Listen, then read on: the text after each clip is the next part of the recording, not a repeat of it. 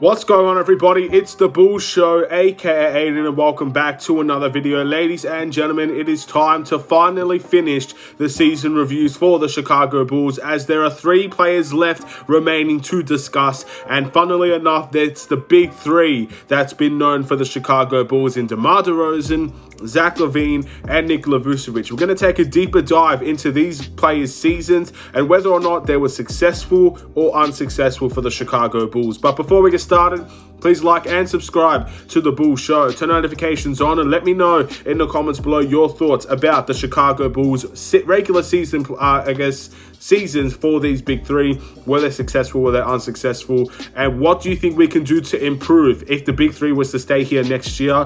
What is the improvements that these guys can make as a unison, as a cohesive unit, for us to go even further in next season and try to go further into the NBA playoffs? So we're going to start off with DeMar DeRozan first, who had the MVP type of season that he had, averaging 27.9 points per game, 5.2 rebounds, 4.9 assists, shooting 50% from the field and 35.2% from the three-point line. Almost an increase in every single way in terms of his statistics from his career to obviously now. Played 76 games for the Chicago Bulls this year, which is a very, very efficient number. Probably the most durable player, in my opinion, of the entire season. I think him, Voosovich, and Ayo Dosunmu, all 3 of them deserve a lot of praise, with Javonte as well, with how durable that simply have been for the Chicago Bulls with the minutes that they were playing. And let's just talk about whether DeMar DeRozan had a good season or not, because I think there's no question, looking at the statistics of DeMar DeRozan, he's had a phenomenal season. He's had an MVP caliber season. He's carried us to some of the most historic wins that we've had in this franchise, in my opinion. Again, the back-to-back buzzer beaters. That's going to stay within the Bulls' memories for a long, long time to come. That's going to be part of our record history for forever, pretty much, in my opinion, as a Chicago Bulls team. I don't think there's going to be another guy that could do that for a long period of time, but we'll have to wait and see, obviously, until someone else can do that record alongside of, I guess, DeMar DeRozan. And it was fantastic for DeMar DeRozan to be able to do those things. His month of February, I should say, truly outstanding and record-breaking as a player. So no questions in my mind, he's had a fantastic season. But the one thing I have to say about DeMar DeRozan is I think it's very clear DeMar can't be the only one on this team that's really making that kind of impact. If DeMar DeRozan is the only one that's really doing those types of things for the Chicago Bulls, then we will see what we saw in the playoffs last season, where DeMar DeRozan is double, triple teamed, sometimes even 4 players on him, and other guys will have to make them pay, and they just haven't done that. So, as I said before, I don't think DeMar DeRozan can do it all on his own. I think guys like Zach Levine and Voosovich have to make better impacts in future seasons for DeMar DeRozan to get the best out of himself. And I also do feel like we need to jam-pack this team with a bunch of 3-point shooters to get the best out of DeMar DeRozan, so those double teams and triple teams become less and less significant for him. Because at the end of the day, they're gonna have to pick and choose. They're gonna have to respect the 3-point line. If they don't respect the 3-point line, we're gonna be able to make those threes in front of them. Very similar to what people said about Lonzo Ball at the beginning of the year. Many people still don't trust Lonzo Ball to be that big-time shooter on any team. And he shot 42% this year, and Zach Levine said it. If you don't respect Lonzo Ball's 3-point shooting, he's going to make you pay every single night. Well, that's the attitude we have to take towards this entire team. DeMar DeRozan being able to play that isolation, get to his spots and make those shots. He had a career year in doing that. He shot 50% doing those types of things for the Chicago Bulls. But if teams are not going to respect the 3-point line for us, we have to make them respect the 3-point line. We have to make them pay every single night. And this team wasn't able to do that. So we do need to make, in my opinion, a lot of moves around DeMar DeRozan, because his MVP season should not be ignored. And I don't think he's the main reason as to why we lose a bunch of these games that we did lose, especially towards the end of the year.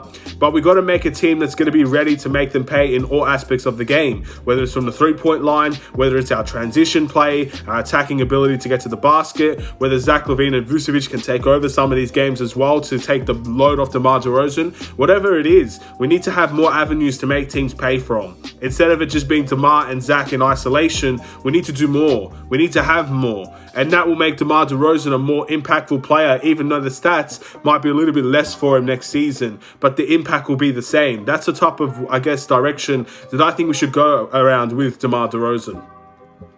And obviously, you ask the question all the time, should this guy stay here? I've asked that a lot, and I will make a keep, waive, or trade video very, very soon, ladies and gentlemen. But I think there's no question that DeMar DeRozan definitely deserves another chance to be on the Chicago Bulls team. He's been signed on for 3 years, and his first year, considering it has been his first year, has been truly fantastic, and he should definitely not be ignored as one of those types of players that should and must remain on this team. His durability goes without question, and his ability to make an impact even against some of the better teams should be noted as well. But we just need simply more than DeMar DeRozan, and I do think a couple of guys were not able to make other teams pay. Maybe it's injuries, maybe it's coaching, whatever it is. We just need more in order to take the load off DeMar DeRozan for next year.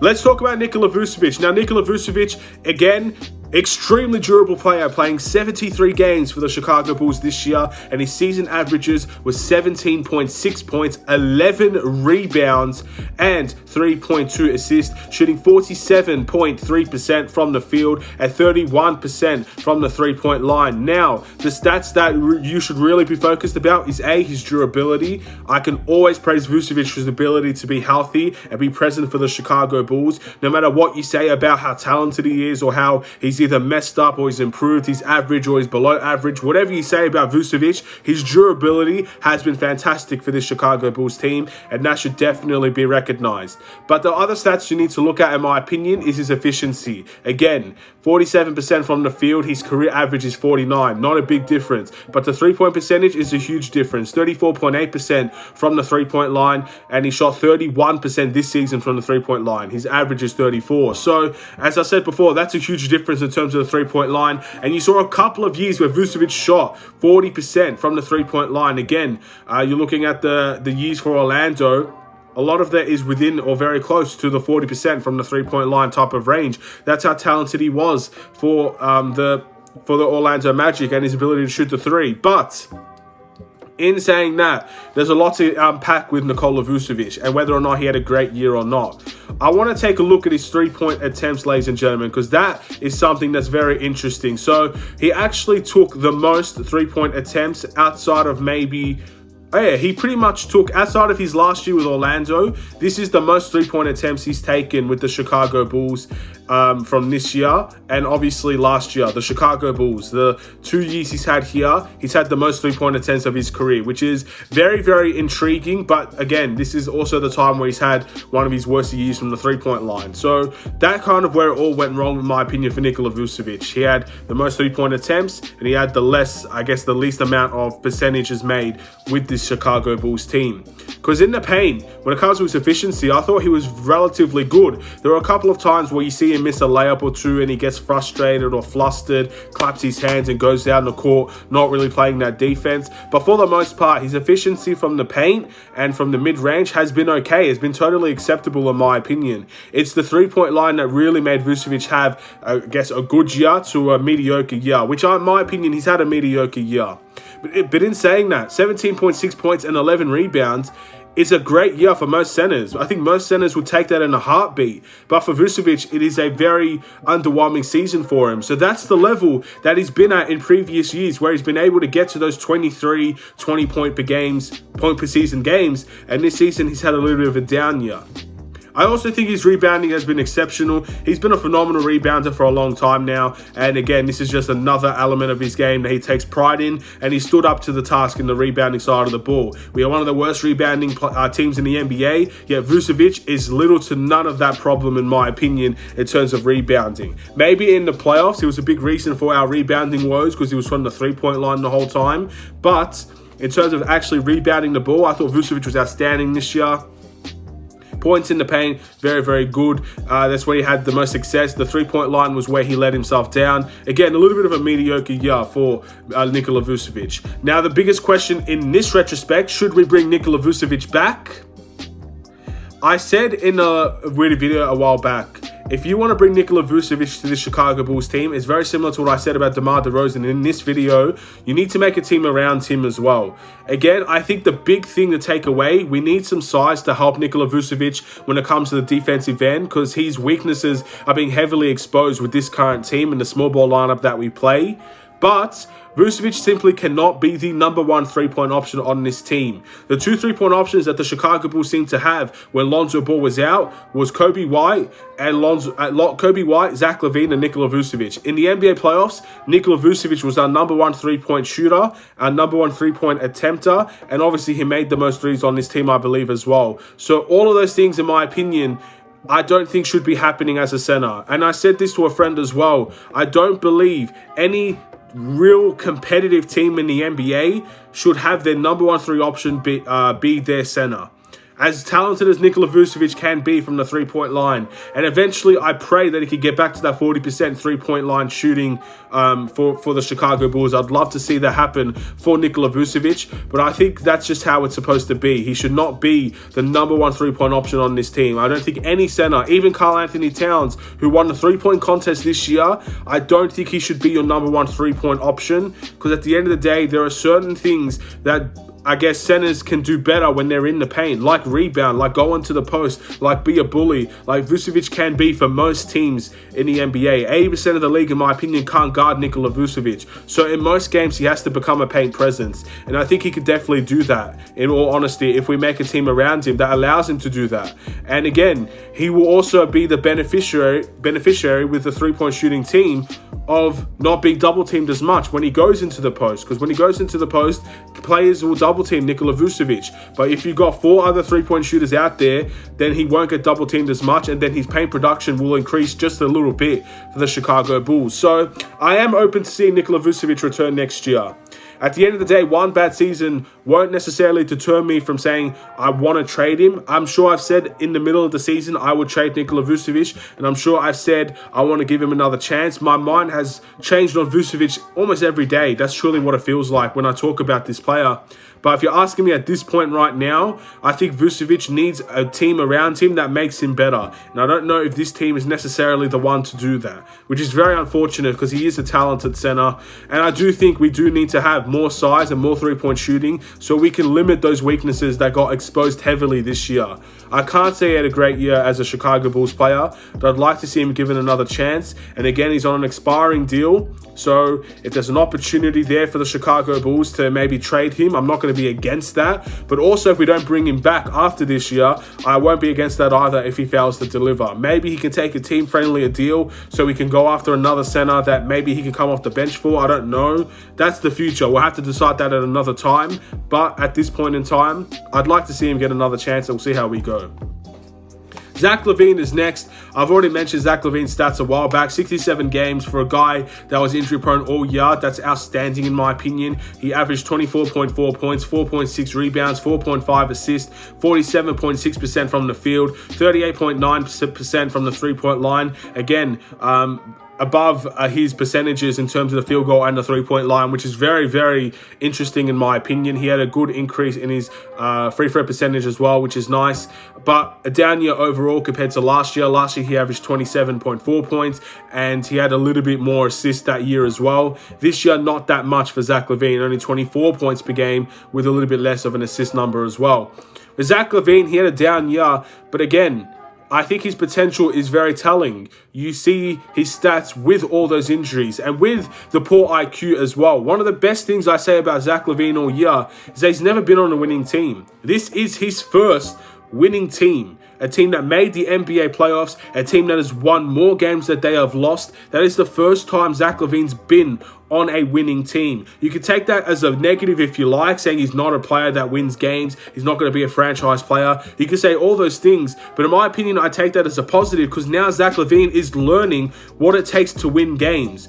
It takes a lot more than individual performances to win games. You have to play as a team. And sometimes we didn't see that out of Zach Levine. Sometimes Hero Ball took over, but that's how he has to learn. He's going to learn from winning, these experiences of winning and losing in the toughest stages in the NBA for him to learn these types of things. I think Zach Levine is a player that I have so much belief in at the moment, even though he's not really shown any reason to have that belief from this season. So I'm excited to see what Zach Levine can do in his future. But overall, I think he has a lot of work to do. I think his on-ball defense and his off-ball defense still needs work. The athleticism that he has, I think he loses concentration too much on the defensive end. I also feel like his shot selection needs to be improved. You can't be having a lot of situations where he's taking step-back three-point shots heavily contested. Those types of shots don't fly most of the time on those winning teams, especially that a team that needs to focus on transition and ball movement. Those types of shots will really stunt any progression that we make on the offensive end going forward. He has to limit those. I also think he has the ability to use the pick and roll more effectively. Sometimes he goes barging into the paint heavily contested. Sometimes he doesn't take the right shot selection, and he obviously turns the ball over a lot on this team as well. There are negatives to Zach Levine. We can all agree that. We can all see that with our eyes. But there are a lot of positives as well, and he definitely has the potential to become a lot better. Again, he's only 26 years old. In my opinion, again, if you're asking me, should we give up on Zach Levine? My answer is no. We should not be giving up on Zach Levine this year.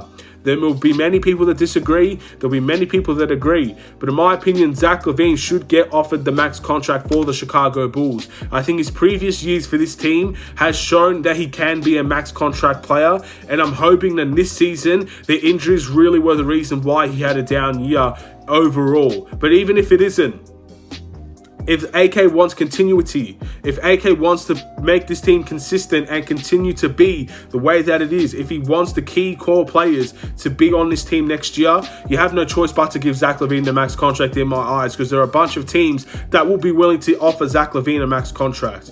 You may not believe me now, but wait until free agency. He's the best option, in my opinion, in free agency that doesn't have a player option or isn't a restricted free agent. Zach Levine is the best option, so teams will give him the max contract. So as a Chicago Bulls team, we're going to have to do the same. And that's really it for the Chicago Bulls, ladies and gentlemen. Just to sum it up, I thought DeMar had an outstanding year, and I'd love to see him back. I think Nikola Voosovich's year has been mediocre, and I too would like to see him back, but only with a team built around him. If we have this same team next season, almost everybody the same, I'd like to see Voosovich traded for more pieces. And if Zach Levine had a down year, but based on previous years, I'd love to give him the max contract and not give up on him just yet. 26 years of age, still got a long way to go in terms of his development. He usually does get better every single season, so I'm excited what next season brings if he is to remain here. Thank you for watching. Please like and subscribe if you're new. I'll see you in another Chicago Bulls video, ladies and gentlemen. Again, keep wave or trade will be coming very soon, and obviously we'll have more Chicago Bulls videos to look forward to as well. Take care and peace.